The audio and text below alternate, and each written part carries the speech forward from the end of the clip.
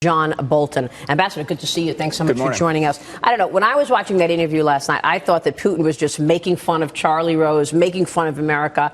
What's your takeaway of the way Putin addresses some of these issues? Well, I think Putin has a strategy to expand Russian influence in Eastern and Central Europe, in the Middle East. I think he's pursuing it. I think he sees no effective Western opposition, and I think we'll see a replay of that in the meeting between Putin and Obama this afternoon. That's absolutely right, because he's just not afraid of Obama, and he really doesn't care, and that comes across. All of our adversaries around the world have taken the mark of this man in the White House, and I think they all understand they've got 16 months of his administration left. They don't know who will be elected in November of next year, but if they want to advance an agenda against the United States, this is the time to do it. All right, so before we get some specifics on what you're expecting to come out of this meeting, what do you think Putin is pursuing in Syria? What's his overall game plan here with building up his military on the ground in Syria? Yeah, well, in response to the question from Charlie Rose, Putin said he didn't have military forces on the ground, but he does have military forces on the ground. He's and we know this. A new air base that Secretary of State John Kerry has said is there for force protection.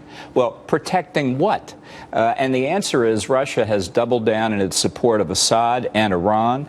And I think while the immediate implications of this development have to do with bolstering the Assad regime in Syria, I think Putin is pursuing a broader strategy in the Middle East. I think he is challenging America for dominance in the region, and I think he has every reason to believe he'll be successful. You know what? I'd love to bring you into this, Anastasia, because your background is Russian. Sure. When you grew up in Russia, you used to vacation in Crimea. That's right. So tell us about the sentiment on the ground from your standpoint in terms of Putin going into Crimea and doing what he's done in Ukraine. I mean, it absolutely helped bolster the support that he has at home. You know, there's probably two reasons why I think Putin has the support that he has.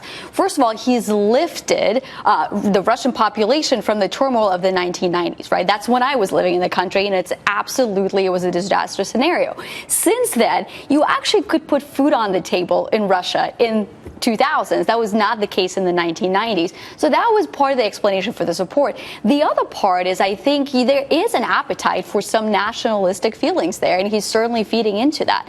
But I think the other reason why he is in Syria, and whether overtly, covertly, whatever it may be, is because Russia has a problem with its Islamists on its home turf as well. Look at Chechnya, for example, right? A lot of extremists, that's the feeding ground for extremists that, by the way, go fight with ISIS. They come back, and that could be potentially a destabilizing factor. It's interesting that you say this, because this is all the reasons that his popularity rating is where it is. I mean, I don't know if you can believe these numbers. No, I think Putin understands the Russian population very well. The West applies economic sanctions because of the annexation of the Crimea, the presence of Russian forces in eastern Ukraine. President Obama thinks economic sanctions work, but they haven't. Putin's popularity is up because he is asserting Russian national interest. And these moves in the Middle East may seem a long way away, but they bolster the idea that Russia is back as a great power. And Putin doesn't care that much about the effect of the economic sanctions in the West. He's pursuing a strategy economically, internationally, far broader than what our sanctions are intended to affect. Ambassador, what to make now, though, of this deal with Iraq? That Iraq has now joined Russia and Syria and Iran. Yeah, well, and it seems like we are increasingly losing control of the Middle East. At the same time, Russia is flat on its back financially because of the collapse in natural resources prices. Well, but that's different than the Western sanctions, obviously. Right, all of the petroleum-producing countries are. Russia's obviously not doing this alone, and it has built up an alliance, or at least an entente, with Iran, the Assad regime, largely supported by Iran, and the Baghdad government in Iraq, which is functionally controlled by the Ayatollahs in Tehran. The Kurds are out of it. They're independent. I think Iraq has ceased to exist as a state. And our allies in the region are deeply troubled by what they see. That's why Netanyahu went to Moscow before coming to New York. That's why the Saudis and others are hedging their bets as well with Russia and China. They see a declining America. They're not going to put all their chips with us. That's a disaster for us long term. When you look at the Donald Trump comments last night on 60 Minutes, minutes, he said, look, let ISIS fight.